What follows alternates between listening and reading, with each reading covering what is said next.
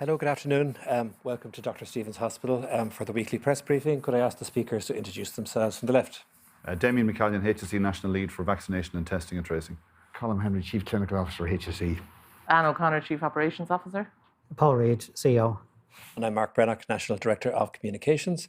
I'd like to welcome Bernie and Susan, our Irish Sign Language translators. This briefing has been broadcast on the RTE News channel and on the HSE Live Twitter feed. And could I first ask Paul Reid to give his weekly update?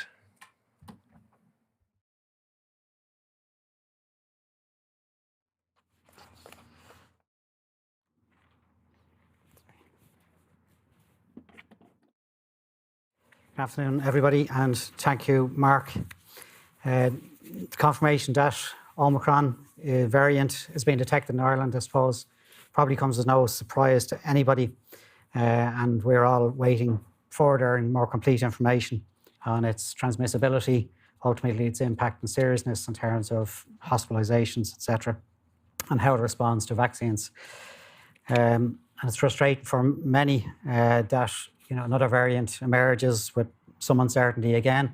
But I think, as we've always said, that's the very nature of COVID that we've been dealing with for the past 20 months or so, in terms of the unpredictability. And any time we think we can predict what's ahead, it comes back and surprises us again.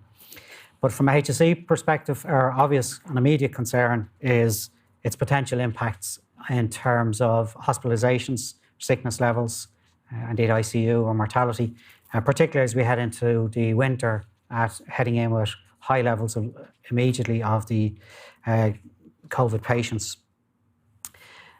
Just want to say in the first instance, between the hospitalizations and ICU numbers certainly have stabilised over the past week in particular. However, they stabilised at an extremely high level. That still poses a huge risk for us as we head into December and as we head into the winter period overall.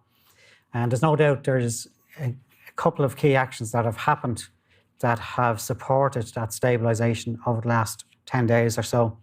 And the first and most prominent one is definitely the actions, public health actions taken by the public over the past couple of weeks. Again, I want to thank the public. The individual collective actions that the public are taking are making a very real and immediate difference in terms of the risk levels in our hospitalisations and the risk levels in healthcare overall. And secondly, a range of actions that we have taken ourselves, which I'll come to in a moment, to de-escalate what was and has been and still remains a very volatile situation in our hospitals overall. So we're still far from out of the woods on all of this and the impact it's having on the healthcare system overall. And we will need to sustain both the public actions and indeed our own actions that we've taken for some time to come. Another first line of defence that we have, along with the public's actions, are certainly our vaccines and the booster programme overall. And I know that everybody's really anxious to see boosters rolled out to everybody, and there's nobody more anxious than ourselves in the HSE, and that's what we are planning, and that's what we're aiming to do.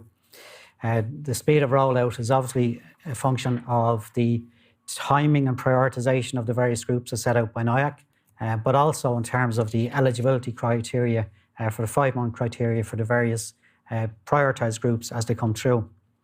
Interestingly, just to note, Ireland is now in the top 5 of the EU countries for a rollout of boosters per head of population as of today. Last week alone, we completed over 214,000 vaccines in total across the programmes. And as of yesterday evening, there are now 880,000 boosters and third doses administered over the past few weeks.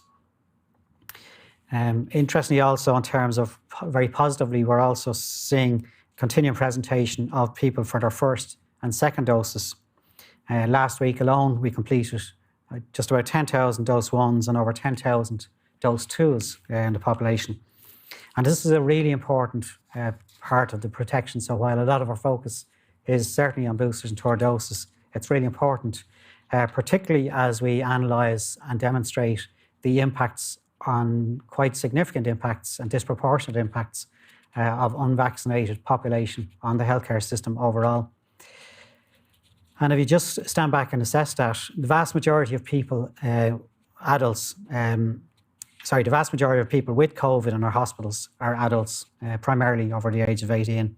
And if you just stand back and assess, just about 6.5% of the adult population aren't now fully vaccinated. So 93.5% of the adult population are fully vaccinated. So those who are unvaccinated are highly disproportionately represented in our hospitals. If you just look at the current state position in relation to that, 48% of the COVID patients in hospital now aren't fully vaccinated. 50% of the people, COVID patients in ICU now have had no vaccination at all, and 2% are partially vaccinated. And interestingly, in the age group of 19 to 14 years of age in hospital, COVID patients in hospital, 79% are not fully vaccinated. So these are really high, disproportionate impacts by not being vaccinated, impacts on our health system. So notwithstanding our focus on continuing our communications on the booster and third dose vaccines for the immunocompromised, we remain resilient to try keep still working through those who have not had a vaccination. And my message again today is please do come forward. We've always said nobody will be left behind. Just on our hospitals at the moment, we now have 547 positive COVID patients in hospital, which is down about 8% on last week. And over the past 7 days, there have been 345 admissions of COVID patients to hospital, which is an average of about 49 per day. And in the 14 days to the 1st of December, 506 patients have been hospitalised to date. Of the 506, 40% are age 65 and over. About 40% are aged between 35 and 64. 13% are between the ages of 19 to 34, and 7% 0 to 18 years of age. In ICU, as I mentioned, we have 117 patients now in ICU. It's certainly down 11% on this day last week, and down about 2% on a couple of weeks ago. It is a welcome relief, but as I made a point at the start of my presentation, these are by no way, by any standards, can ever be judged as normal. These are highly disproportionate impacts on the healthcare system and still far too high. I mentioned at the start, we've also taken a range of actions ourselves within the health service to try mitigate some of the impacts of what we've been seeing over the past few weeks. And last week alone, we've utilised almost 1,500 bed days from the private healthcare system. And that includes 70 bed days last week for ICU. We've utilised an average about 11 ICU beds from the private system. To date, over 17,500 public patients have received treatment through the agreement that we have with the private hospitals. And very positively, a very significant proportion of the activity over the past few weeks in private hospitals has been utilised to address some of our waiting list activity, some urgent care that's needed but on our waiting list. And we're anxious to mitigate the impact on waiting lists, obviously, during this period, but obviously impossible to mitigate the full impacts. On our ICU and surge and preparations, we've taken a range of actions. Currently, 40% of ICU capacity is assigned or taken up with COVID patients. We're continuing to work with the hospital system overall, and particularly our intensive care consultants, to build and continue to build surge capacity. We know that from previous waves, a level of safe care that we can surge to beyond the level, though, after that, it's not as safe. And last time we brought that up to approximately 350 beds in our surge capacity. And we're aiming to do at least that and possibly more. But again, we're still working that through with our ICU teams all across the country. A range of other measures that we've been taking over the past few weeks, primarily part of our winter plan, includes increased GP access to diagnostics, availability of more home care, putting in place more acute and community beds and step-down beds, community intervention teams, focusing on delayed transfers of care, and a range of actions in our community services. On resourcing, we are, again, just to make the point, under extremely and unforgiving demands on our healthcare system, particularly at a staffing level. GPs and their practices are also going through unprecedented demand levels as they head into winter. From a HSE perspective, we're resolutely working to stabilise and increase our resources across the system. And these include, as I just mentioned, our resourcing for our ICU and surge, for our community services, trying to resource further our testing and tracing programme that's under huge demand, and indeed resourcing up a continued scaling up booster and vaccination programme, which my colleague Damien McCallion will bring you through shortly. However, it isn't simple, and these resources aren't just waiting out there for us to tip them on the shoulder. It's not an elastic resource, and we are really aiming to get the highest level of resources we can. And I want to thank other sectors who are equally helping us along this way, and particularly the Defence Forces for their continued and great support. On our testing and tracing, again, Damien will bring you through some detail of this, but just to make a few points, over 223,000 lab PCR tests have been completed in the past 7 days. These numbers are just growing and growing, and I do remind everybody, we talk about the number, we were talking to scale up to 100,000 this time last year per week. We completed our highest daily community testing with over 27,500 tests completed in one day. And indeed, in one day alone, we had over 38,000 referrals, our community referrals coming overall. Over 38,000 and 17,000 of those coming from self-referrals. We've put in place extra sites, testing sites all across the country, 6 extra over the past 2 weeks, fixed testing sites. And indeed, with the support for National Ambulance Service, we deployed 3 further pop-up sites to areas, particularly last weekend. On the antigen testing, just particularly for asymptomatic close contacts process we put in place, has been going on since 28th of October, as you'll be familiar.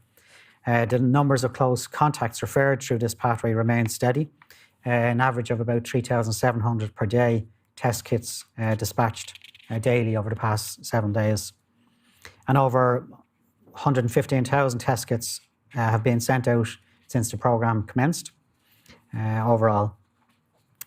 Just on antigens in schools, we commenced on Monday, 29th of November, as you'd be familiar, in terms of this process. And we have, on the first day alone, 10,000 antigen tests dispatched. And on the following day, a further 4,000. We did know that the first day would be probably a build-up of some cases identified late the previous week or over the weekend. Again, just in closing comments, myself want to thank the public for their continued support and actions and urge them to stick with it. We really need these actions to continue on a sustained basis. Secondly, we have obvious concerns about the Omicron variant, but let's await the further analysis and further evidence. Strong progress overall on our boosters, adding further protection. And again, my message to those who are unvaccinated, it is having an extremely disproportionate impact on our health system. Please do come forward. We are still there. And finally, we all have to remain confident, hopeful, but indeed cautious as we head into the Christmas period. I'm going to pass you across to my colleague, Ms. Anne O'Connor.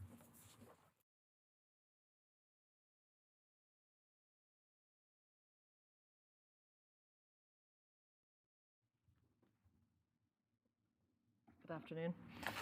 We'll talk through where the services are at this week.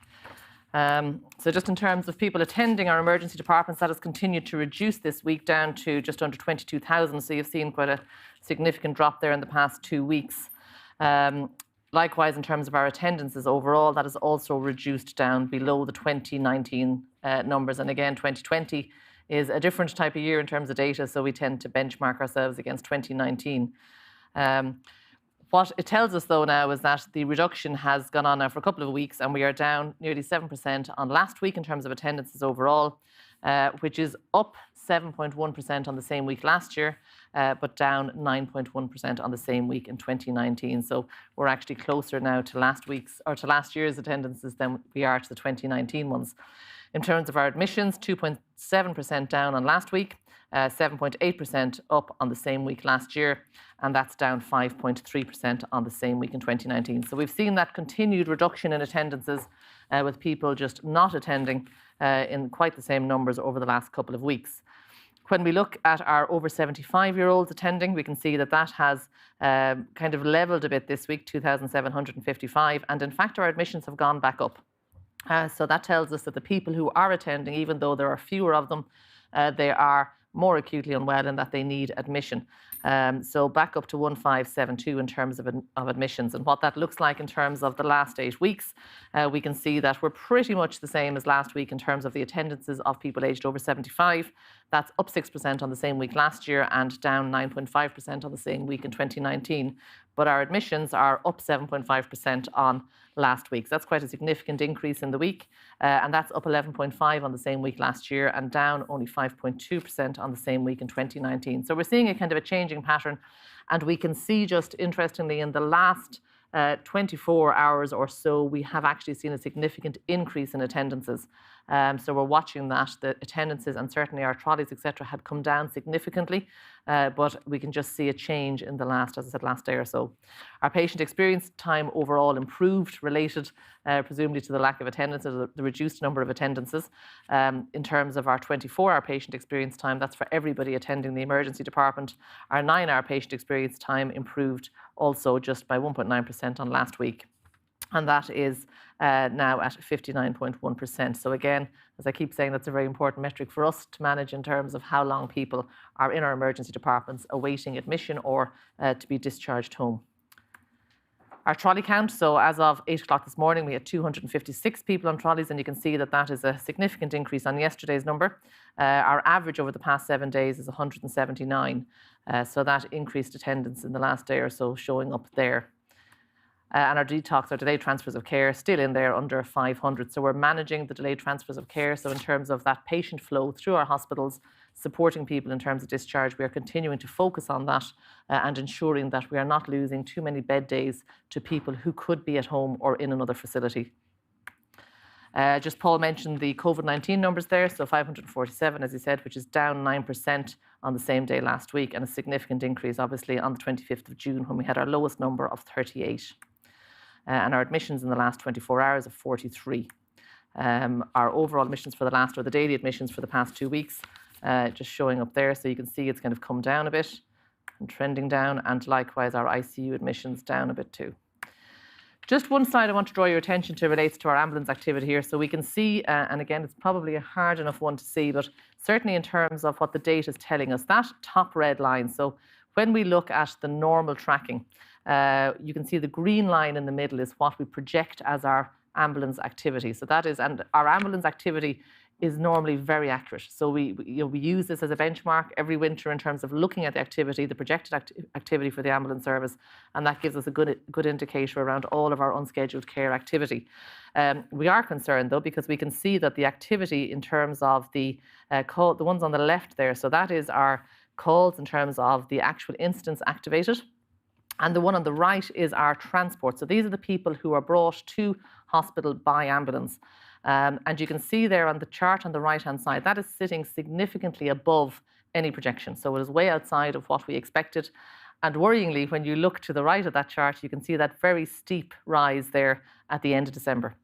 So if we continue to work so much higher than our projected level, when we get to the end of December, we will have cause for significant concern in terms of our unscheduled care activity. So we are watching that, and certainly our ambulance activity is very, very high. And we see that in terms of just the number of people who need fairly acute admissions to hospital. Just in terms of some of the other ambulance service activity, we have invested in the last year or more on some hospital avoidance initiatives in terms of Pathfinder, putting in a clinical hub in our control centre, and having community paramedics, etc. And so those 5 initiatives there make up our hospital avoidance pathways in terms of the National Ambulance Service. And across those 5 initiatives, we had 450 calls in the past week. Now that's nearly 21,000 year to date. Of those, 186 were provided with an alternative pathway. So rather than just calling an ambulance and being brought to hospital and admitted, these people were given a different pathway, either through a Pathfinder, so for example, people going out to their homes, or being triaged differently through clinicians at our control centre, etc., or having community paramedics call out. So that means that year to date, we have nearly 10,000, so 9,550 people who were given an alternative pathway and did not need to come to hospital, versus 11,277 who did need to be brought to the emergency department. So these initiatives are the types of things that we are developing as part of our winter plan and our service plan next year. Again, all with the purpose of reducing the numbers of people who need to attend emergency departments. homes. So people who can receive treatment at home through different types of services, so be it paramedics, doctors, allied health professionals, etc. So these are very important initiatives, and we will continue to expand them. Paul mentioned the private hospital activity, so in the last, this week, 1,375, and continuing to focus on that in terms of giving that critical capacity to our acute hospital system. And I just wanted to mention home support. So we've had a significant, I suppose, interest in home support of late. And just on the left-hand side of that chart there, you can see that going back to January of last year, we had nearly 8,000 people awaiting funding for home support. So our key issue last year for most of the year was about not being able to get approved funding to support people to go home, etc. And the numbers of waiting carers were actually very low. So we had about 1,300 nationally at that time. You can see there, as of October of last year, that graph crosses over. So actually, the numbers now awaiting funding have come right down nationally to only 310. And that's not really a waiting time. That's just a kind of a process time, if you like, in terms of quite a small number of people who are awaiting home support funding approval. However, unfortunately, what we're seeing is that the number of people awaiting carers has gone right up to nearly 5,000. And that is a cause of concern for us, because this relates to people who are either at home and not able to receive home support funding to keep them at home, and they will eventually end up needing additional supports, for example, in our hospitals or nursing homes, or people who are in hospital who can't be supported to go home. And again, this is very important to us in terms of supporting that critical patient flow as we head into the most challenging time of the year. There is a lot of work going on to try and improve this situation in terms of having more access to carers, but unfortunately it is proving to be very challenging, and we just don't have enough people coming forward to work with us, or indeed to work with funded agencies as carers at the minute. So I just want to flag that, because sometimes people think it's a funding issue. It's really not. In terms of people being delayed now for home support, it is about access to carers. And unfortunately, it is a situation now that is arising all around the country. It used to be confined to a couple of areas, but it is now much more widely spread. Just want to talk about an initiative that we're launching today in terms of grief and bereavement. And this comes from a bereavement support and communications program that was established as part of the response to COVID. We've been working very closely with the Irish Hospice Foundation, and I just want to acknowledge their work and a range of partners in terms of looking at people's experiences of death, dying and bereavement. And this is really important, because we know that during COVID-19, in the last 18 months in Ireland, we've had approximately 45,000 deaths for all sorts, just normal deaths across the board. Research from the US tells us that for every death during COVID times, there are about 9 people impacted. So if we look at that in Ireland, that equates to over 400,000 people potentially impacted by bereavement in Ireland in the last 18 months. And what's important here is that COVID has hugely disrupted people's ability to respond to bereavement, and unfortunately, people's ability to grieve in a normal way. And in Ireland, we have lots of traditions in terms of bereavement and grief around funerals, etc., and interacting. And we know from the research now that people have been disrupted in so many different ways: ability to travel, ability to attend funerals, to mix funeral parlours, etc. So we have now developed this initiative, and we want to just let people know about it today in terms of the work that has gone on. And people now will be able to find significant information on our HSE website. So we have now got a grief section on the HSE website, and we encourage people to go to get more information on grief. So the important thing for people to know is that there is no one response to grief, and everybody needs to look at how they are. People grieve differently, and some people struggle for long periods of time in response to bereavement. So we encourage people to go to our website to get information on grief and on bereavement. And we have also established a bereavement support line run by the Irish Hospice Foundation that operates now from 10 to 1 every day, Monday to Friday. So this is a really important initiative, and I'm sure we all know people who have experienced loss and bereavement in the last 18 months, and we encourage people to attend or to access this website and access the information and supports that are now available. We will also be developing significant supports for services and across our partner networks. And again, just to thank everybody, this is a really important initiative, and we're very pleased that we're now able to, I suppose, let it go live and have the information available to everybody. So just again, in conclusion, just to remind people in terms of some of the pressures across our health system and what we encourage people to do to help us to be able to provide care, to follow the COVID-19 guidelines, to get vaccinated, avail of testing and tracing, appropriately to look at flu vaccination. If you haven't been flu vaccinated and you are in one of the eligible categories particularly, please get vaccinated, and also to ensure that you focus on your own health and staying well. Thank you very much.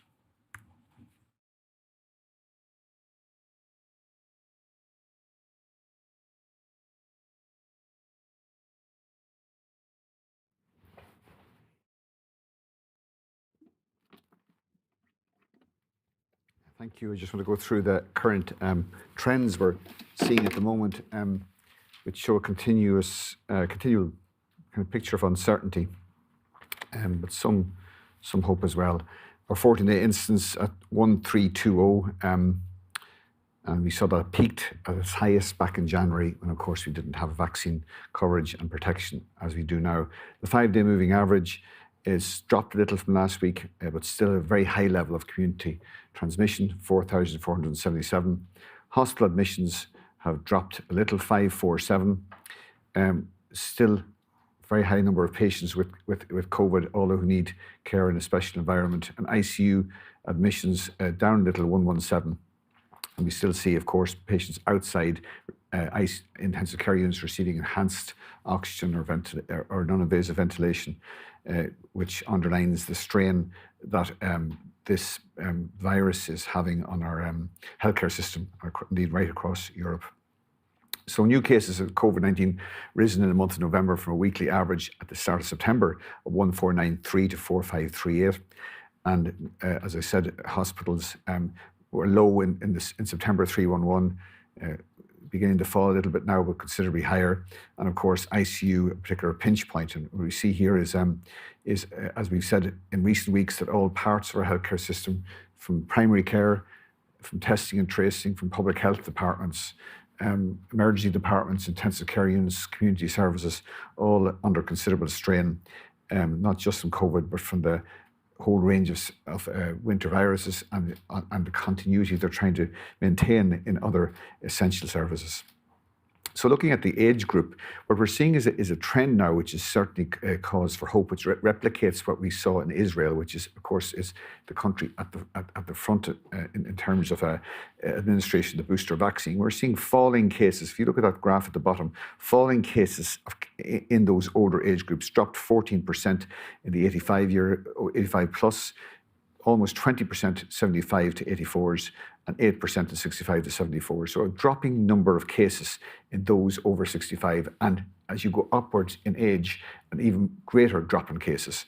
While we see that shift to the left of the cases being detected higher in 0 to 18 years age group, and just begin to even out in those other age groups. So we're seeing a falling number of cases in those who've had access to booster, particularly in the very elderly age group. What about hospitalizations in ICU? We've always seen this differentiation between cases and harm. And the harm is certainly slanted towards those who are older, those with underlying conditions.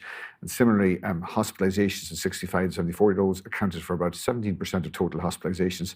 But again, look at that table at the bottom, the sharp drop, albeit over small numbers, but the drop in hospitalization of those in older age groups. And we know from the Israeli studies, the booster vaccine led to a sharp drop in hospitalizations in those who received the booster vaccine, which should give us great cause for hope, especially as we get right through those critical groups. Residential care residents almost completely finished, those over 80s almost completely finished, and getting through large numbers of healthcare workers and those in those other eligible groups. That story still remains, though, that the unvaccinated, a small part of our population, but rather than talk solely about the impact they have on healthcare services, the personal risks too for people who are unvaccinated. A much greater chance of being hospitalised should they get COVID-19, and a much, much greater chance, 11 times more likely to be admitted to intensive care units. Of course, this goes with those who are unvaccinated who are older, those who are unvaccinated with underlying conditions carry that much greater risk, that 11 times on top of an existing high risk that they're carrying already.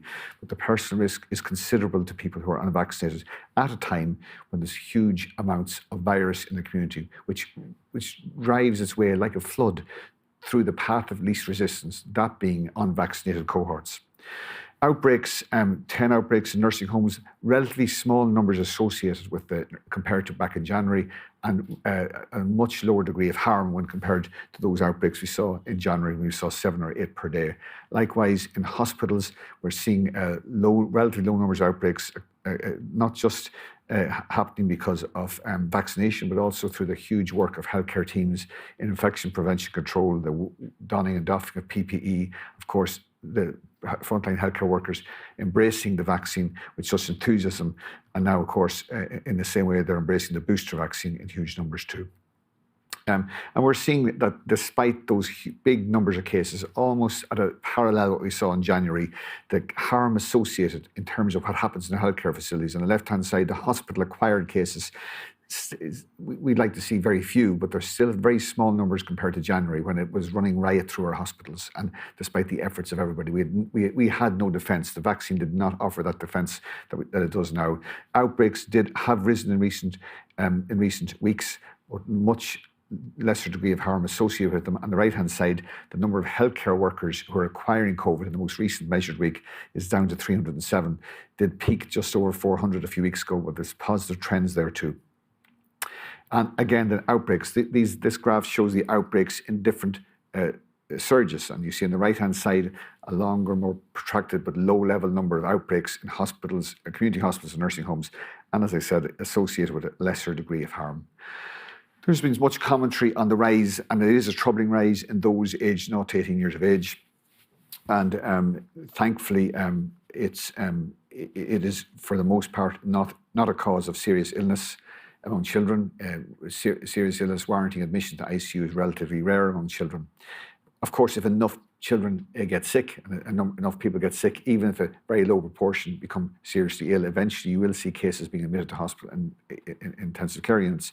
This graph shows that when we open the schools, if you look at the purple line, that's the 5 to 12-year-olds, and the opening of schools led to a bit of a bump in the first few weeks, then it steadied out, and then easing of restrictions for society came in mid-September, 20th of September, I think. What we saw, the line missing from this graph, is adults rise first, that 18-plus age group rose first, followed by that purple line, which was children. There was a lag effect there, and suggesting what is the experience of our public health teams in the field is that children, for the most part, acquired this virus in the household setting from adults rather than brought it home from school. It's not to say that schools are sterile settings, that transmission can't occur there, but the overwhelming experience of our public health teams, given the controls in school settings, is that the surge we're seeing among children followed a surge in adults following reopening of society. So where are we in relation to other countries? There we are, just falling down that table a little bit.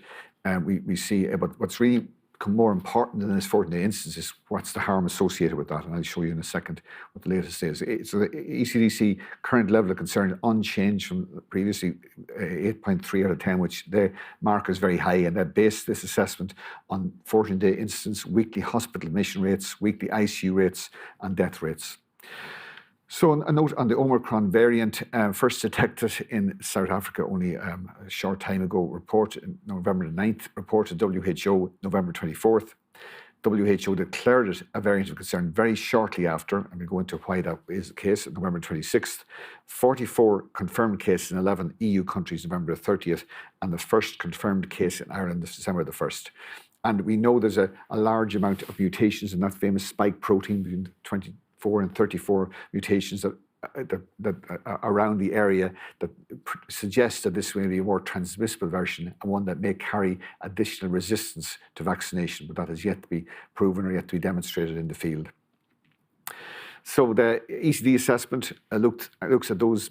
What is a variant of concern? Something that's more transmissible, something that is resistant to vaccines, something that may suggest a risk of reinfection, and something that a virus that has other properties. So there's considerable uncertainty around these criteria, but there's certainly those mutations suggest that a potential for escape against vaccine-induced immunity, a potential for escape against natural infection-induced immunity, and a potential certainly for transmission advantage, so much so that the ECDC have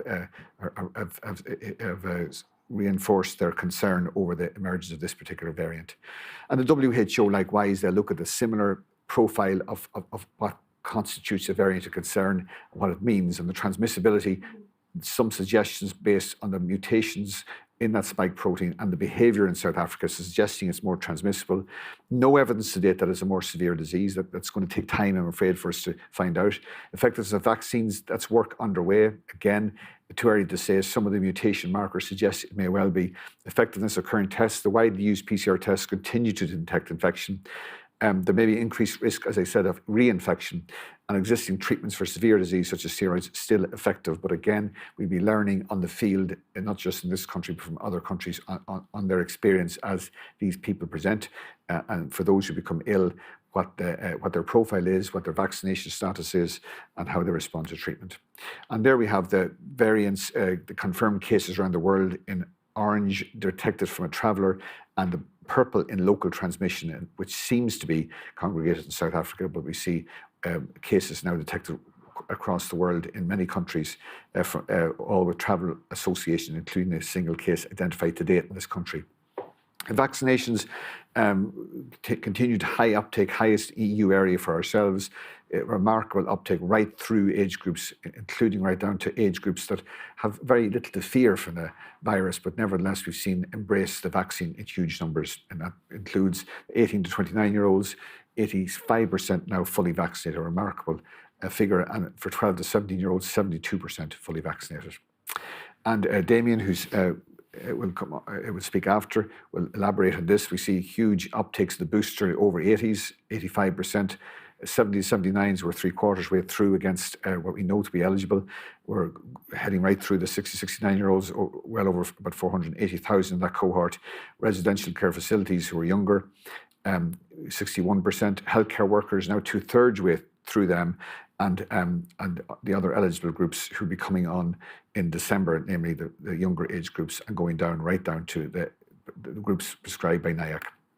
So what has been the impact of this booster to date? Well, here's some early figures from Ireland, which really replicate the Israeli experience. And this shows that we see those 5-day average percentage changes dropping in those age groups. If you look below that dotted line, the dropping cases in 85 plus the 65 to 74s and the 75 84s, all dropping, coinciding with the booster campaign. And again, suggesting what's been seen internationally, that we see a sharp drop in cases, and hopefully to follow the harm, the hospitalizations, of which I mentioned earlier, we're seeing an early trend in this country. So across Europe, COVID-19, some data coming out from the Eurosurveillance EU shows that vaccines have saved nearly 9,000 of lives aged 60 and older in Ireland. And Ireland, of course, having the highest vaccination rate. And this, yes, the immunity wanes. Yes, a booster campaign is necessary. That doesn't mean it didn't work. That does not mean it didn't save lives. It doesn't mean they prevented our healthcare systems from becoming overwhelmed. The vaccine program to date has been extremely effective in preventing serious illness, hospitalisation and death.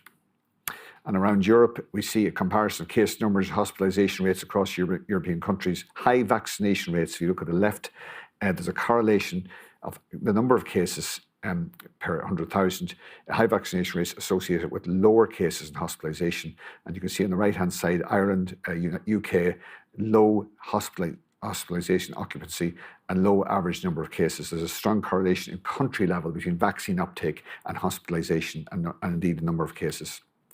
I mentioned Israel earlier, that certainly a big drop following the booster campaign. It began at the end of July. Case numbers had been rising, but since August you can see a steady drop in age groups right across the demographic, which should give us great cause for hope.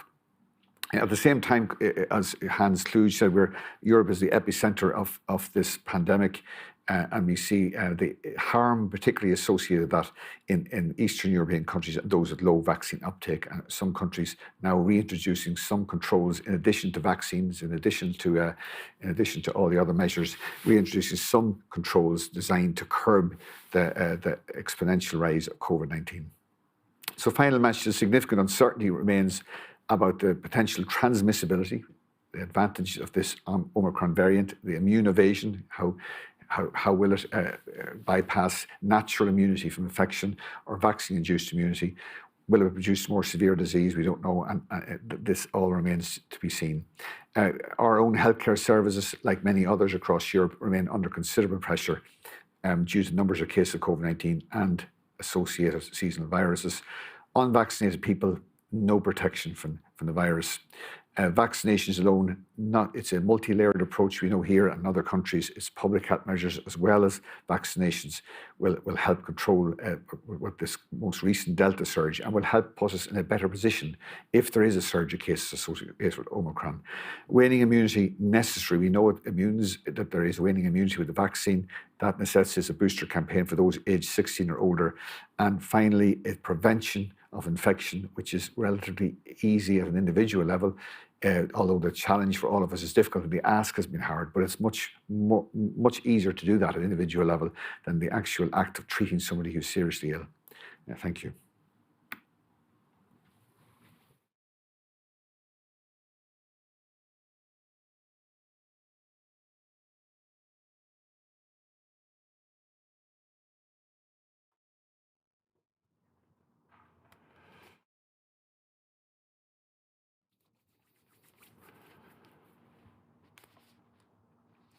Good afternoon, everyone. I'm just going to talk through initially just our testing and tracing, a brief update.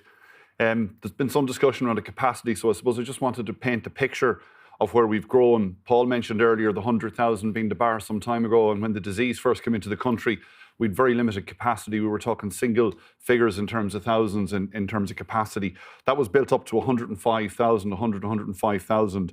By the end of October, that had jumped up to 147,000.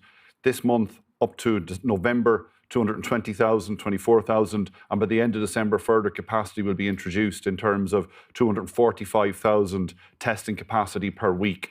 So there's huge numbers there in terms of, and that's all been part of a structured surge plan that was developed many, many months ago through the team that have been working on testing and tracing, and indeed my predecessor, Nivo Byrne. So an awful lot of work has been planned out, and those steps have been taken to mitigate some of the pressures that we're aware of at the moment in terms of demand.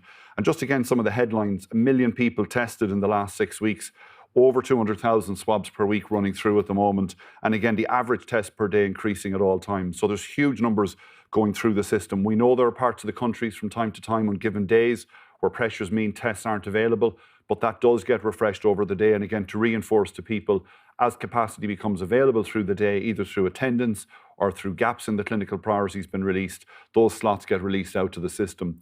And in recent weeks, we've introduced a number of sites that I'll come on to in areas where we know there's additional pressures. Just at a high level, I'm not going to go back through all of this in terms of the numbers. I talked previously, the clinically prioritized groups, which are those coming through from a clinical side or close contacts, over 90% of those, in around 90% of those are getting same day, next day referrals. And again, to reinforce the important point, if you have symptoms and all of these people are symptomatic, you need to be isolating and restricting your movements until those symptoms are gone for 48 hours, irrespective of the test, either the appointment or the test result. So that public health message, difficult as it is really important for us to reinforce at all times. In terms of growing the capacity, the sort of steps we've taken, we opened 3 new centres last week in Athlone, Leopardstown and Swords, the current week, and last week Dublin, Cork and Shannon. 6 new sites on stream, bringing significant capacity, and many of those sites are growing their capacity week on week also in terms of what they're able to add to the testing capacity in overall terms. In addition, through various agreements and work with the ambulance service that Paul referred to earlier, we've opened up more pop-up facilities and more capability for both fixed sites, like some of the locations mentioned there around Tuam, Wicklow, Drogheda, Carlow, Navan and South Kildare, but also in terms of being able to support outbreak management with public health. So where outbreaks are identified, that mobile teams can go in, be it a nursing home, be it a factory, whatever the setting may be. All of those are a critical part of the overall response. And in the overall terms, between our testing and our tracing elements, over 2,000 people employed in that service, and many more also indeed contracted in outside those that we directly employ in the HSE. So just in terms of the close contacts and the contact management, again, because of the use of a lot of automation and trying to improve those processes, that has allowed us to grow the capacity. So although the positive cases over recent months, as Colm showed, increased, our contact tracing team have done phenomenal work to try and ensure that they maintain the figures. And just at the end there, you can see in terms of people getting the results when they get into the system, we're continuing to get those results out against our measures for both those that are detected and not detected. So again, the headlines, I won't go back around all of the numbers, reinforcing, I suppose, that people are in the main getting their results through in terms of the median times for both detected and not detected results, and the others simply reflect the pressures that are there in the system at the moment. Just moving on then to our vaccination program, Colin has referred to the overall uptake, which you can see has been really positive around just the adult population there again. Paul referred at the start, less than 7% now, 6.5% left unvaccinated in the adult population. The measures, and I suppose what's allowed us to do that, so the primary program we all remember worked through the ages, was very robust, used GPs, used pharmacies, and used our vaccine centres. We continue to offer that to people, whether that's through a pharmacy, referral through a GP, or indeed some of our vaccinator centres are still promoting walk-ins for your primary vaccination. And we're still seeing numbers, 2,100 in the last few days, even higher number in previous days. This is running much longer than we anticipated, and that's really positive that people are still getting the message. As Colin has articulated in the slides, the vaccination protects you, your family, and your community. And in terms of some of the other groups that we've worked with, that's included some of the high-risk groups, such as pregnant women, around ethnic groups, around counties or areas, and we've seen really good uptake in some counties where previously the level was slightly below the national norms. And that's through the work of our public health teams, community health organisations on the ground, and also where pharmacy have played a critical role there in providing easy access for people alongside communications and information campaigns. The walk-ins now have been strengthened up in terms of the booster program, and you can see that over the last 3 days, that weekend, over 17,500 people utilised that walk-in facility. And again, we'll be continuing to try and use those in a structured and targeted way. But again, as I mentioned earlier, for the primary vaccination, those channels are still open to people if people check out hse.ie. So moving on to the immunocompromised, again, over 107,000 individuals identified, 86,000 doses administered, and all of the 107,000 that have been identified have been offered appointments. So many of those are still working through the system. Just briefly then on the booster program, long-term residential care, all of those people over 65 substantially completed. We're working now following recent NIAC guidance through younger people who are in long-term residential care. And again, to reinforce the point, the programme is designed to run through the priority groups in sequence as best we can, while ensuring then that people are only called when they're eligible in the 5 months or 3 months as determined by NIAC. The over 80s, again, substantially complete, and although there's a gap there, there will be some people still coming through from GPs that will start to bridge that gap. But again, substantially completed in terms of the good work from general practice. And again, our home vaccination team supporting those people who can't go to their general practice to be vaccinated.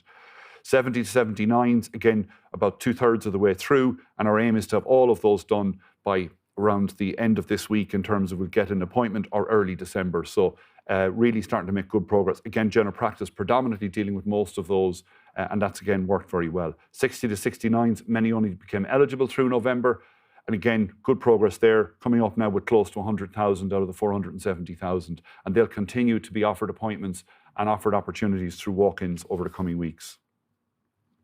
Housebound, I've mentioned, very important service. Again, to illustrate it, 2 vaccinators in a given day may only be able to do 5 or 6 people, but it's really important in terms of those people who can't get access, and there's a referral process there for GPs, and 530 people have had their booster vaccinated through that service. Healthcare workers, about 2/3 of the way through, and again, our aim is that the majority of those will either be vaccinated or will have the opportunity through an appointment or a walk-in by the end of December. Medically vulnerable commenced this week, substantial group just shy of 500,000. Already this week, 56,000 of those have been administered vaccines. And again, our aim is that the majority of those, alongside their eligibility, will either have been vaccinated, offered an appointment, or had an opportunity for walk-in clinics before the end of the year. 50 to 59s, again, we expect to commence that group around the middle of December in terms of our sequencing based on the NIAC priorities. And again, our aim is to compress and ensure we offer availability to those people before the end of the year. So in summary, between the booster campaign and third doses, over 880,000 people now have been boosted. NIAC have prioritised the risk cohorts. That's the sequence in which we'll work through, and that's really important in terms of the public messaging. We'll work through the groups in sequence, but we do have to factor in the eligibility as part of that process as well.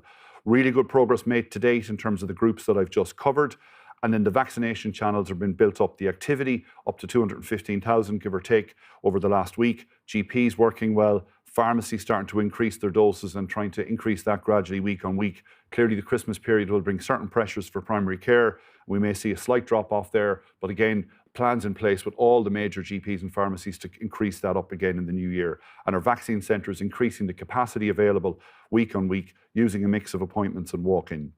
Lastly then, in terms of planning on the recent NIAC advice, we're still working through that advice while awaiting further advice in terms of younger people, paediatrics 5 to 11, and the administration of the primary doses there. And NIAC advice will actually tell us that we can do that, but also will determine the relative priority, which will also drive into the time frame from when that starts. So while there's other factors, such as availability of vaccine, some of the operational considerations in terms of how those will be delivered, communication to parents, information, medical guidance, and so on, crucial will be the NIAC guidance and also where the determination of priority exists. So that's briefly where we're at with the vaccination programme. In overall terms, really good progress around the booster. As Paul and Colin referred to, really good uptake in relation to the primary vaccine, still seeing people coming through. And lastly, while we're trying to drive the capacity, we are still facing challenges on the staffing side. and referred to home care as just another area, I suppose, in our health system, but we're continuing to seek all possible sources there to increase the capacity. Thank you.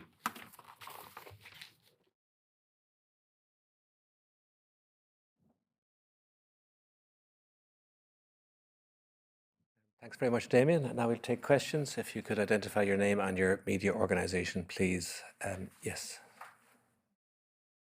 Dimitri O'Donnell from RT News. A question for Paul Reid. You've outlined a sort of a semi-optimistic, I would say, outlook this week compared to last week. ICU numbers are down, admissions to hospital are down, but we have the looming threat of the Omicron variant, as we know. There's a lot we don't know yet about that, but are you concerned that the Omicron variant could undo some of the gains that we've seen, those modest gains in admissions to ICU, admissions to hospitals? Public compliance seems to be up, and that is having an impact. But how worried are you about the Omicron variant? If we just hold the Omicron variant for a second, the numbers that have stabilised at the hospital level, but stabilised at a very high level, like 500, almost 550 people in hospital today with COVID and 170 in ICU. That's an extremely high level alone for us going into a winter period. So there has been some relief, but a high level. Specifically, our concerns now are heading into winter, obviously what winter brings and a flu season brings and the pressures that brings on the hospital system at those levels alone. And then thirdly, in terms of the Omicron, we all want to await the evidence and what emerges from it.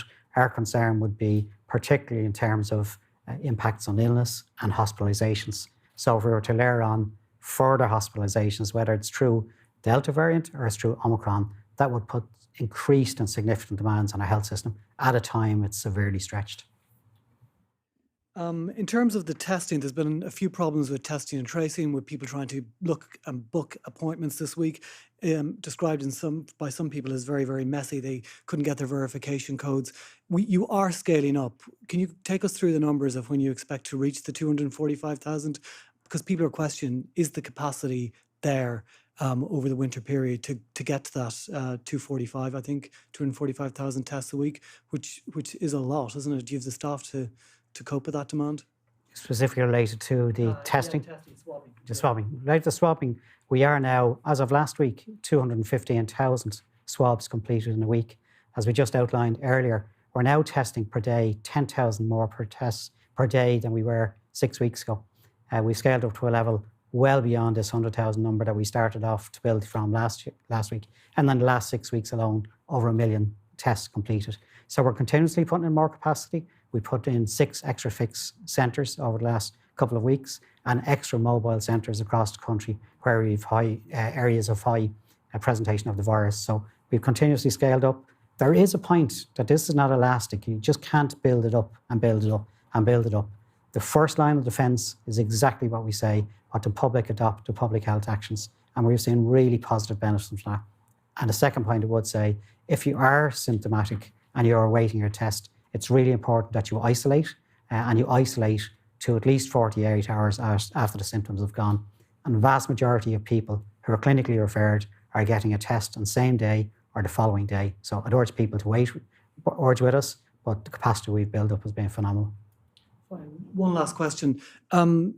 Certainly there seems to be some improvement. Would you agree that things are better than you would have expected, say 2 weeks ago, that the guidelines that have been introduced are having a positive impact, that people people can take some heart, I suppose, that the efforts that they're making every day to cut back their social contacts, to be more cautious when out and about, that is actually benefiting the health service. It is working. Yeah, we'd like to publicly thank the public for the actions that they've taken, particularly over the past couple of weeks. They make a real difference, and they've made a real difference to our health system. It's de-risked it to a certain level, our health system, because we've now stabilised at a very high level of hospitalisations. But the actions the public have taken have really worked.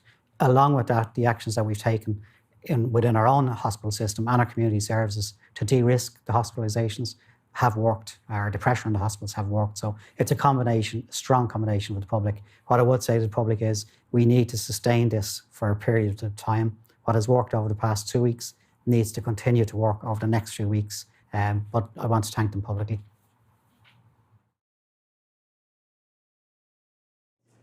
Hi, Simon Carswell with the Irish Times. Just on the booster programme, last week NICE said they recommended booster doses for the next priority groups, pregnant women aged 16 and over, and then the 40-somethings and on down. Can you give us any dates, Damien, as to when you might expect those to start happening? I appreciate they have to wait the 5 months, but even with that in mind, when do you expect to start those? Yeah, we've done some preliminary planning, Simon. I suppose what we're waiting for is in terms of the paediatrics and just getting some decision making on that before we announce the dates around those subsequent groups. So we're clear in terms of the commitment to Christmas in relation to all those groups that I went through earlier, that people will either be vaccinated, have an appointment or the opportunity through a walk-in of those that are eligible again in terms of the 5 months. So there will be some people, obviously, as I said, I think previously, all of these groups are going to run for 5 months because anyone who's just been vaccinated with their primary second dose in the last week, clearly in 5 months' time will be there. But the bulk of the people, I suppose, based on the original programme, in those cohorts I referred to, we'll be making sure that they have that opportunity to be vaccinated this side of Christmas. That's our target, so it's a busy 4 weeks ahead. But in terms of committing dates, what we'll do is once we take stock of what comes from NIAC in relation to the paediatric side, we'll then come out with a remainder of our plan, I suppose, to see through the remaining groups. So the priority is 5 to 11s after the initial... No, sorry, but what I'm saying is I guess that NIAC will determine that priority, where they see the relative priority of that, and then we'll take that and we'll put an operational plan that covers both the groups that they flagged last week for us and the paediatrics so that we can see how they fit together. Is there any merit in approaching the booster sequencing by way of when you hit your 5 months, that's when you should get your booster rather than by age? That strikes me as if your immunity wanes after 5 months, that you should get your booster dose on the 5th month. I'll let Colin come in on that in a second. The only thing I'd say before Colin comes in is that the NIAC set out the priorities based on the clinical risk, and that's what we're following through, but I'll maybe let Colin expand on that. The vulnerability is age. The vulnerability is age. So Colin, John, sorry. Yes, sir. Yeah, I was going to say that the priority is there because of the risk, relative risk increases hugely with age. So rather than the risk of somebody who's 22 who comes to 5 or 6 months post their second dose is much smaller than somebody who's age 63, 64.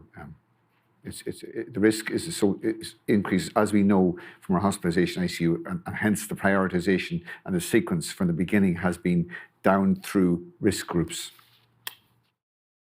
Just in relation to 5 to 12-year-olds, the primary school going population, just reports I've picked up from contact tracers saying that they're kind of flying blind when it comes to knowing the level of transmission that is actually taking place within that group, and that may be school transmitted or household. I take on board what you're saying about the majority of it is household or based in the community.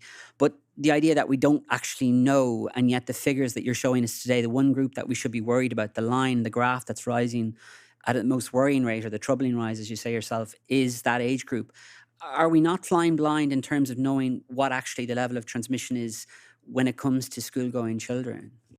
Well, we know the figures are high, and it's the one the other demographics are going down. But there is an explanation for this, apart from the sequence explanation, which I highlighted earlier, which is that when you look back at the school reopening, it surged for a couple of weeks and then went back down again, and that's because the children got back together. In the 3 weeks that we were doing contact tracing testing in schools, we did an additional 70,000 tests, and they were 1.7% positivity. We know from that information then when children came back together and were at school setting that the positivity of the close contact remained very close for those additional tests that were done. The second issue is, as I outlined earlier, is when you look at the sequence of age group rises, after September the 20th, it was the adult 18 plus that rose first, followed by a lag effect, and then those children aged between 5 and 11 followed after. And that's supported by our public health teams we're seeing. So the third thing I'd say, Simon, is that we've always known, as with any setting, the single biggest driver of infection is community transmission. There's very high 5-day averages now. There's still 4,500 cases or such per day. Inevitably, that will find its way through, of course, to children and households, and will find its way through children into schools, and will, on occasion, find its way transmitting within schools. But the root cause of this is the high number of cases out there in the community.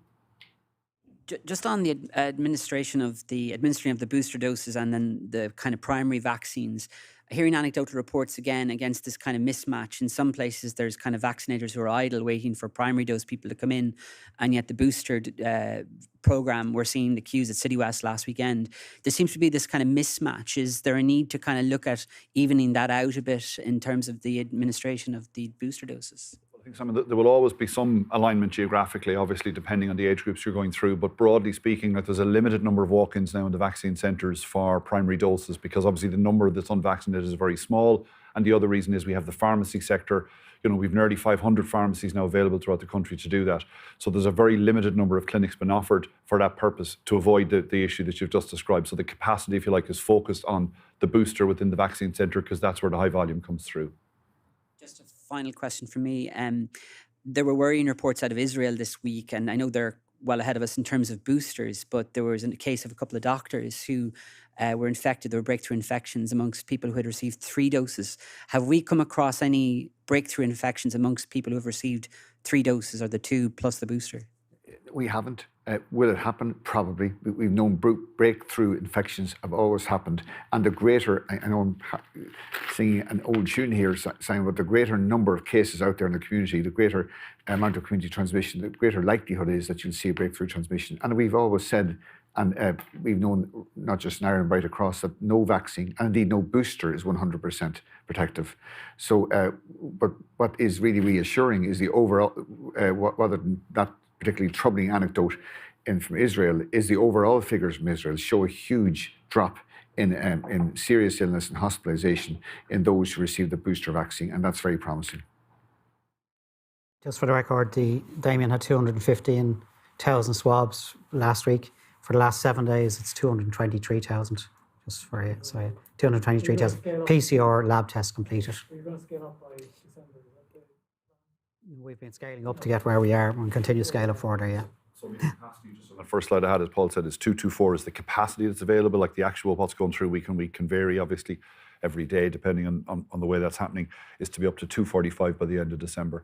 And we've used, as I said, a range. Paul referred earlier, Defence Forces, other private providers, our ambulance service, more mobile teams, increasing the staffing in some of the centres. Some of the centres, in fairness to our staff, have offered additional hours in order to expand what's available to do that. So there's a whole range of measures right through the surge plan, and all of this has been planned out. So it's about trying to action those things, I suppose, Dimitri, and get them through. And our plan is to be at that 245 by the end of December. We're allowing for, I suppose, the capacity is one part. How the demand will move will be determined by, the modelling and so on, and where the disease is going. But we're allowing, I suppose, we have the capacity available. That's the key thing. Although, as Paul said, ultimately it isn't elastic, and referred to home care, the challenges in staffing, our hospitals, vaccinations. There's a whole range of demands on health and social care staff. So there will ultimately be limitations at the same time in terms of where we go to. I know you mentioned Simon's question about the boosters for the children, or the first dose for children. Are you able to start that as soon as NIAC makes an announcement on that? You're ready to go.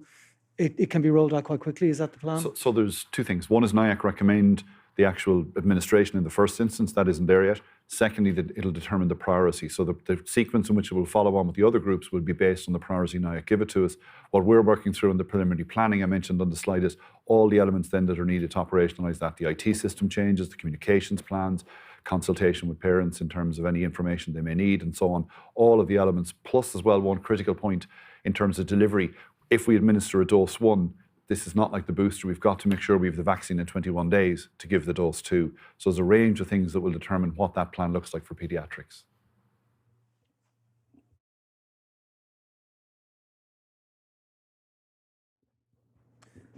Hi, just to start, Paul, you said last week that there were quite high rates of no-shows for booster appointments. Has there been any improvement since then? Yeah, we've seen strong improvements overall. We've put some, and Damien can brief, we've put some changes, modifications in for people to notify us if they can't make a particular appointment on our site, hsc.ie. But ultimately we've seen, and as you've seen from the walk-ins, strong presentations from walk-ins, but ultimately much stronger. And I think the public have really embraced now the booster program. And it's probably like what we've seen at the start of the vaccination program overall. And we've scaled up our resources as well. So yeah, strong improvements in attendance levels overall. It's possible maybe just to give a bit of detail on that. Last week you'd said that you were seeing no-show rates of between 25 and 50% at certain centres. What are the highest kind of no-show rates that are being seen now? It's dropped. I wouldn't have the exact percentages, but we know from feedback from the sites, like it does vary depending on what the clinic is that's running on a given day. You know, is it for healthcare workers over 60s? Is it a dose one? So it's dropped off certainly this week in the sense of we're seeing better attendance, but it's still a challenge. But as Paul said, what we've done is we've adjusted the model to also offer walk-ins to people to try and maximise the throughput in the centres so that we're getting more people boosted earlier. So it means we're over-scheduling, not dissimilar to the way airlines sometimes operate in terms of overbooking systems. And also then in terms of the walk-ins, but they are structured walk-ins. So we don't want to have 500,000 people in a certain cohort suddenly turn up at a centre. So we're trying to manage them such that we have a certain proportion of those done or only a certain percentage are eligible so that we can manage that. Now, clearly there were some pressures in City West over the weekend in relation to that. And obviously we've put improvements in place. City West have put some improvements even between the Saturday and the Sunday to try and ensure that was a little bit smoother. But the reality of walk-in clinics, when you have large numbers of people who are waiting to be vaccinated, is there will always be an element of queues. And we'll try and manage that as best we can to minimise that for people, both in terms of their experience when they get there, but also in terms of trying to ensure from a planning perspective the numbers that might avail of it. So if we give an example to reinforce that in terms of the medically vulnerable, we'll be prioritising appointments for those over the coming weeks for obvious reasons. One is there's a huge cohort there and we need to get through it. And secondly is we don't want people who are medically vulnerable queuing in early stages. But as we move through it, if we feel that the flexibility of walk-ins, because it does suit lots of people, you know, in terms of that flexibility, in terms of the hours of attendance, we'll look at that as we go through it for each group. Colin, was just yourself, I think, talking about how vaccines have saved 9,000 lives, presumably since they've started being used here. Could you just give a bit of detail around how exactly that was worked out? That's the EU Commission report. They looked at the vaccine program and uptake in each country and marked it against the estimated lives saved over a certain age, and that was the figure they arrived at for Ireland, where we had, of course, the highest vaccine uptake in Europe.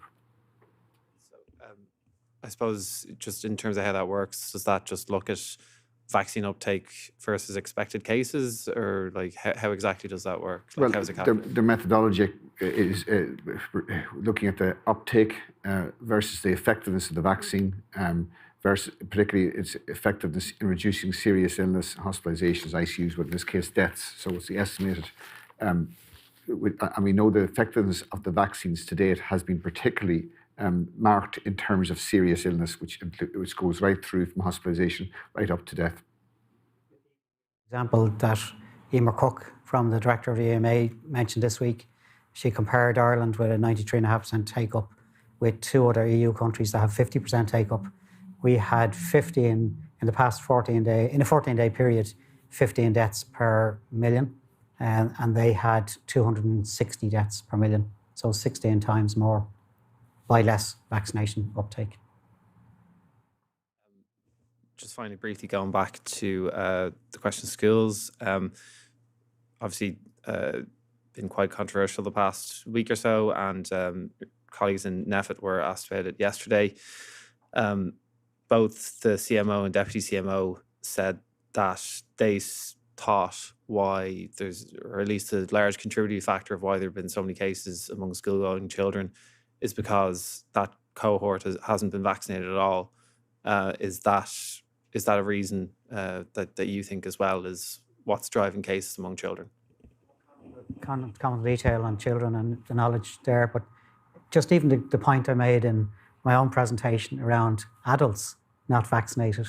Look at the high impact of hospitalizations and ICU and adults. So the virus is obviously, and we know by evidence, goes to the weakest point, which are unvaccinated people. So column can accommodate children, but just even on adults alone, 48% of the hospital cases today are unvaccinated. 50% of the people in ICU are unvaccinated. 79% of the people hospitalised between the ages of 19 to 45 are unvaccinated. So, it does go to the point of weakness. Colin can comment on you. It will go down the path of least resistance. So the whole spectrum of illness from infection, which may be asymptomatic or mildly asymptomatic, unfortunately, for the great majority of children, is either they're not ill at all or have minor illness, right through to people who are hospitalised in ICU. The virus is finding its way through to the unvaccinated population, because that's the path of least resistance at the moment. As I said, it's fortunate for children that for the great majority of children, it's not a serious illness. But if the numbers go high enough, eventually you do, as we saw in January, we began to see reports of younger people admitted to ICUs. It wasn't necessarily because the Delta variant was any more adept at attacking younger people. It was because if enough people get sick or acquire the virus, then eventually somebody without an underlying condition is going to become sick.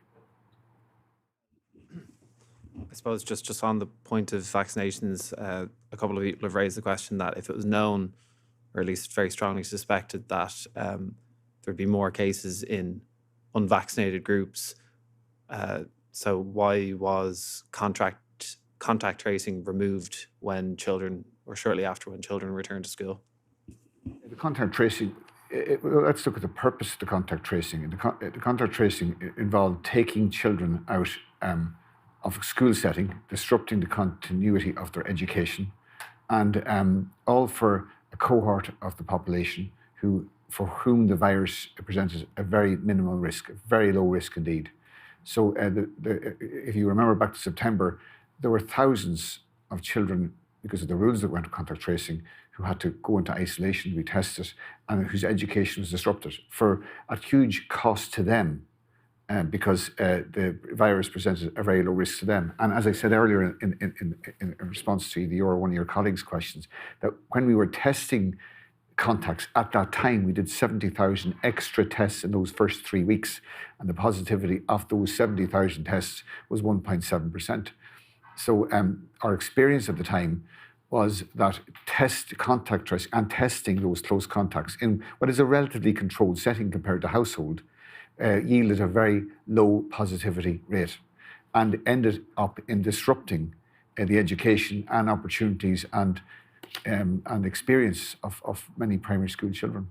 And it was for this reason, based on public health advice, not just focused on COVID alone, but focused on the entire needs of children and what presented the balance of risks and benefits to them, that it was in their greater interests to continue their education and not see it repeatedly disrupted.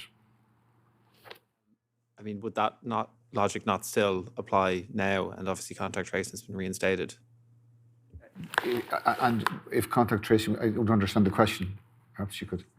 Sorry, that point about contact tracing in schools being very disruptive for children, presumably that still stands, and I think the contact tracing has been resumed in schools. It's that. The point I was making, to restate it, is that the effect of contact tracing was to disrupt the education. I think at one stage there were 10,000 children per week, I can't remember the exact figure, who had to go home, and yet who in a large part were asymptomatic or had a very low positivity when we were doing close contact testing.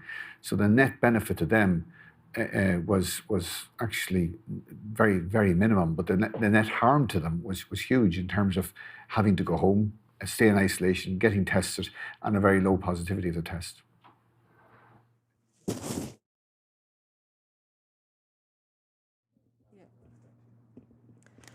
Hi, Niamh Griffin from the Irish Examiner. Damien, can I start with you? The type of vaccine that's been used for the boosters, is that right that it's been changed to only Moderna from this weekend? Pfizer and Moderna, so both vaccines are equal, both are recommended, and we use both vaccines. We manage, I suppose, the supply of both vaccines in terms of expiry, so we try and utilise those across the centres. So both vaccines are recommended by NIAC, And that's what we use across it. So we've used both vaccines and continue to do that. And we have stock for both, and we'll continue to maximise the stock. Any guidance that we give out to the centres is predominantly based in relation to expiry, that we'd make more use of Moderna or more use of Pfizer at different stages based on what's available. But both vaccines are equal, both are recommended, both are equally positive in relation to the impact from in terms of the vaccine for boosters. So if people go to the centres this weekend, they should expect either Moderna or Pfizer, and there's no option to choose, is there? For just to be clear, I suppose we've never had vaccine choice. Both vaccines are recommended for use. Need to be crystal clear on that. And we deploy the vaccines to the centres, both in terms of GPs, pharmacies, and the vaccine centres, based on managing the stock across both. But both vaccines are equally strong. Both are recommended. And people will get an offer for a vaccine for either or, depending on what's been used at that time. And it may be more of one or another in a particular setting at a point in time. Okay. And in terms of the vaccines for children, do you know when they'll be delivered to Ireland? We have some indicative dates, but we don't have exact dates yet. So we believe one may come around the third week in December and some in January. And we're finalising those sort of dates with Pfizer at the moment in terms of the exact availability. Thank you. And could I just ask you about you mentioned the shortage of carers. The HSE in Cork and Kerry said they're about 21% down. Would that figure be reflective across other parts of the country? Yeah, unfortunately, there are many areas now that are at that level in terms of shortage. And we're working to see how we can improve that situation. We have a new approach in terms of an internship type model for carers. We find people who are applying for roles as carers don't have the necessary training qualifications. So we're looking at that in terms of the FETAC level 5 training that we need, and also supporting people. There's unfortunately a bit of a misunderstanding at times about what the role of a carer is, and we're trying to encourage people to come forward for those roles. But it is a significant challenge in many areas. As I said, it used to be confined to just a couple of parts of the country, but now it's much more widely spread. Okay.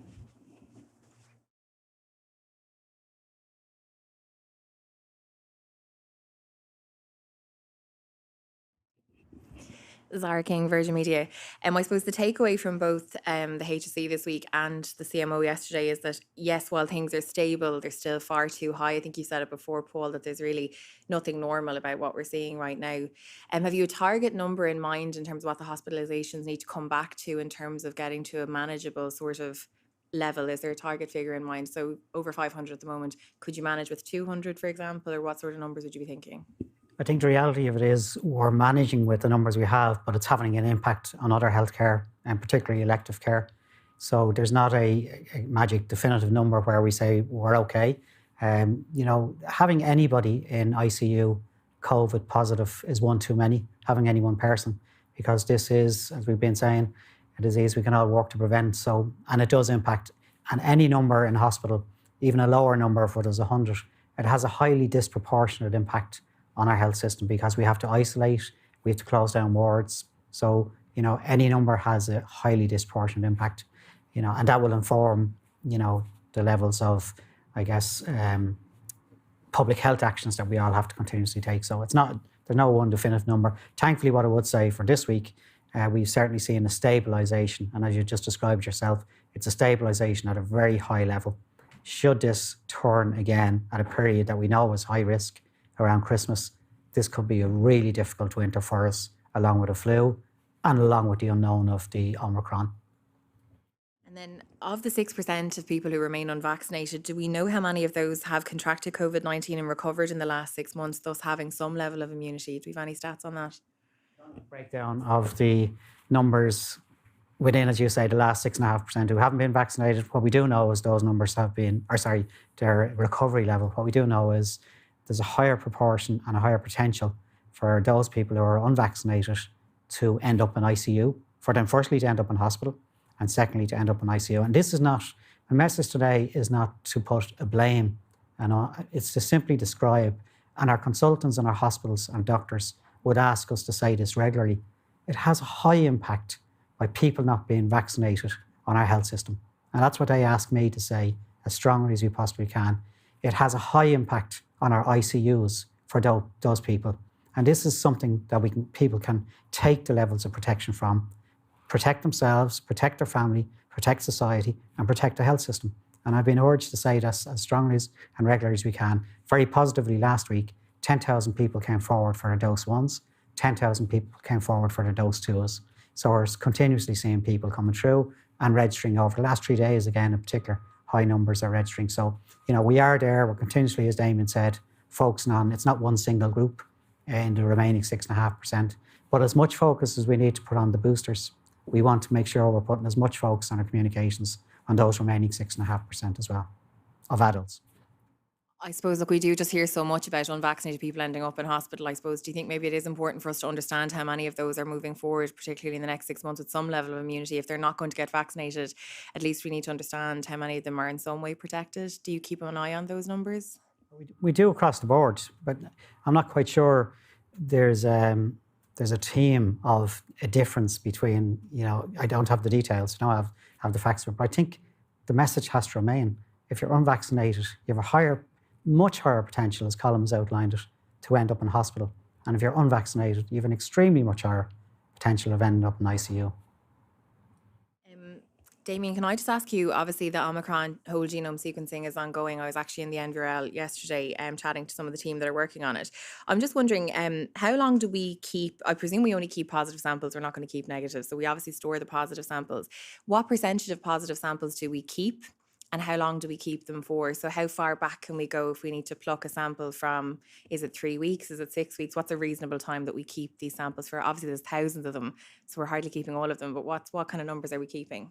They're kept for a very short period. I can't give you the exact details, Zara. We can come back to you on that in terms of the actual date, but I know it's a relatively short period for the reasons you're set out in terms of the value. And I understand from Killian de Gascon as well, there's also deterioration, if you like, in terms of the sample, in terms of its efficacy, I suppose, for use. But we'll maybe come back to you separately on that. I don't have that exact date to hand, but it's relatively short. And just, I know yesterday, in fairness, you got back to me just about that glitch in the system with the text messages. Can you just explain, you might have said it earlier, just exactly what happened and what impact did it have? Did it end up that a lot of people did miss appointments for testing yesterday because of it? I know it went on for a couple of hours. So there was a problem with our texting provider, and in fairness to our IT team and the texting provider, they got it back within a short period of time. So those people who would have had text delayed, those were subsequently issued, and then obviously prospectively there was an issue there in terms of making sure that was sorted out. So it was sorted out relatively quickly. Within about, I think, 2 to 3 hours, the problem was resolved.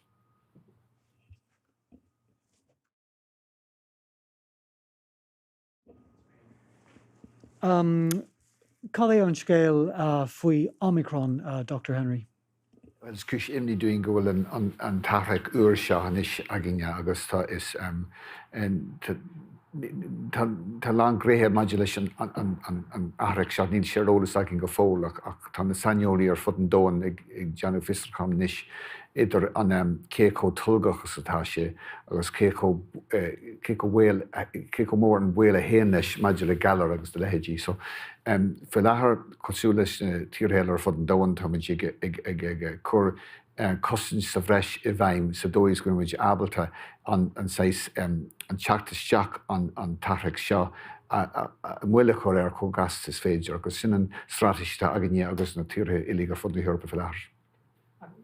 Quick question for you. A couple of weeks ago, you said staff absences, people, presenting with COVID symptoms have to go home or being ill, was having a big impact on the health, adding to the pressures. Do we have updated figures about, has that stabilised? Has it got better since the boosters? Is it still having a problem with overall care? Yeah, we still have a lot of people out. So the number we haven't got an updated figure from last week because we do that national count every second week.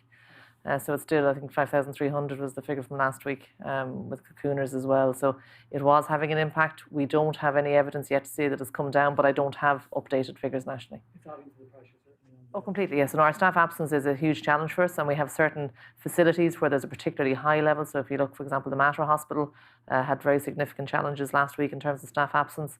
So it is very much a real pressure. And bear in mind that is on top of our normal 4% absence rate. So it is definitely a challenge for us across the board in terms of having sufficient staff to cover all bases. And just when we're talking about the pressures on systems, as Damien mentioned, the testing service puts a huge pressure on our community services that's run through our CHO. So it all plays off each other, but staff, the lack of staff in certain services is a problem. One last question for you, Paul Reid. 2 weeks ago, you described the pressures on the health system as grim and the outlook was pessimistic. What would you say the outlook is now? How would you describe it over the past week? Stabilised, but still a high risk, and particularly a high risk as we head into December, Christmas period, and New Year. So I'd say we are still on alert in terms of the impact it's having on the health system, all across the health system, not just hospitals, but our, as Anna's described, our community services too, our GPs. So we go into December on high alert. But not Well, I mean, there's relativity of grim actually in fairness, but the reality for us is all of our healthcare staff all across the board are under massive pressures. We're trying to resource up everything. GPs themselves are trying to resource up supports. We're trying to resource up our hospitals. We're trying to resource up our ICUs. We're trying to resource up testing and tracing, our community teams. We're trying to resource up boosters and vaccination programs. So it's a health system under significant pressure still.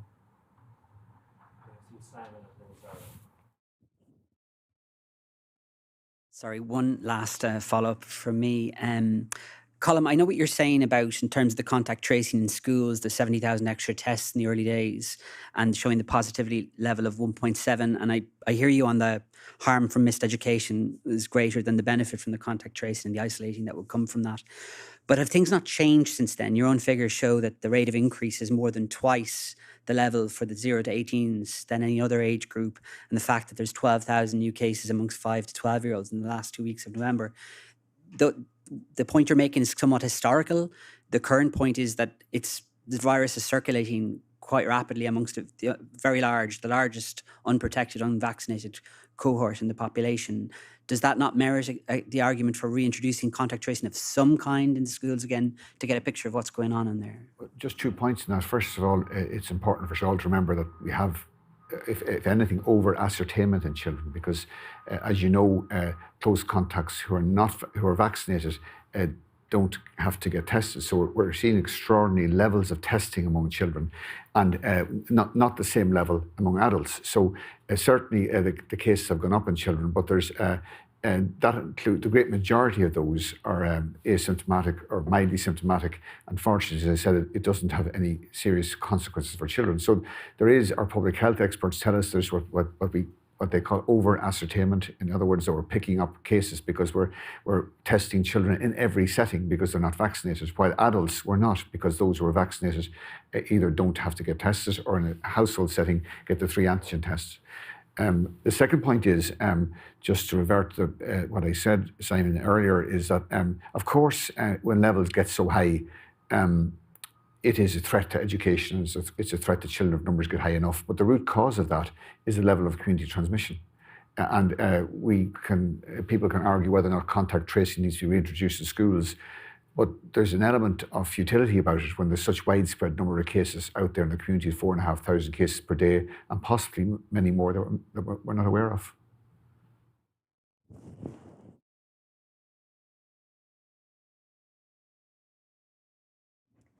Yeah, my question is just for yourself, Anne, just in relation to the launch of the bereavement resource. So I'm just kind of wondering, a lot of positive feedback on that from people online, particularly families who've lost loved ones to COVID in the last 2 years. What exactly will be different in terms of what other resources the HC would have had previously for bereavement? What's new about this and what's being launched that's new? We have the bereavement support line run by the Irish Hospice Foundation that'll operate from 10 to 1 Monday to Friday. And that's really important. So there's also a range of resources on our HSE website. I think part of the problem about grief and bereavement is that it's often misunderstood. So there's no pro forma way to grieve, and for people to understand that, and there's resources available on our website, and we're going to be working with our partner agencies in relation to disseminating communications information and that, but to check out the website and also access the support line for people who feel they need that bit of extra support.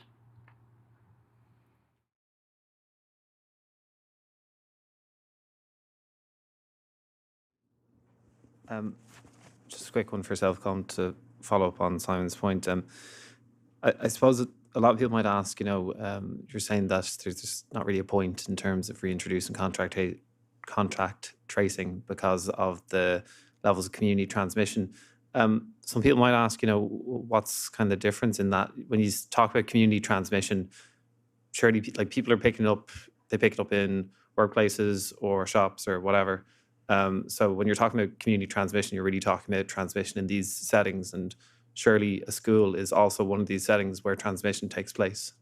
Absolutely, and just to be clear about this, I'm not. I can understand how much worry and concern this causes for parents, for teachers, for children. And what I'm trying to explain is that in any system of care, whether it's testing or whether it's the work of public health departments, there's a prioritisation. And the prioritisation clearly for public health teams and for contact tracing is in those settings there's the potential to cause the greatest harm. And they remain those settings that we've learned the hard way over the past almost 2 years now. Healthcare settings, nursery homes, residential care settings, workplace settings, settings where there's congregated adults with vulnerable underlying conditions. These are the vulnerable settings. These are the areas where the work of public health teams and contact tracing is most effective, because you're trying to prevent outbreaks, you're trying to reduce transmission. Of course, transmission can occur in a school setting. Our experience of our public health teams is, for the large part, children are acquiring it in household settings rather than acquiring it in school settings, and that school settings are not incubators, which act as a significant source of outbreaks going out into the community. That's the experience, not just in this country, but right across Europe.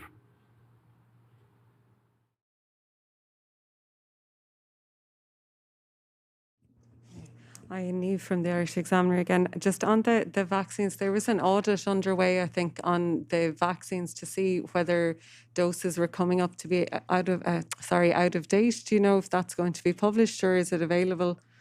Yeah, I think that, I'm not sure where the term audit was used, maybe even used it ourselves, but effectively we look at that every single week. So we know what the supply line is, and we move the vaccines then based on that. So we're always making sure, I suppose, that we don't get anywhere close to expiry. And I think I mentioned previously, then the other thing that we also keep an eye on is if we have surplus vaccines, like we did with Uganda, we look at repatriation, working with the Department of Health where that might be needed. That's not a factor at the moment, given the scale of the booster program that's there, but that's something that we manage even on a weekly basis. There isn't a sort of a one-off audit process. It's dynamically managed every single week in terms of what the profile is. And just one last question. The cyber attack, the consultancy report, do you know when that might be published, Paul, maybe? We're just in the final stages with the consultants on our board in terms of closing out on the recommendations. So, it's imminent, it'll be soon, but we're still closing out final stages of the report prior to publication. Yeah, we'll be aiming as soon as possible to issue it once we finalise it. Everybody happy? In which case, thank you very much, and see you next week.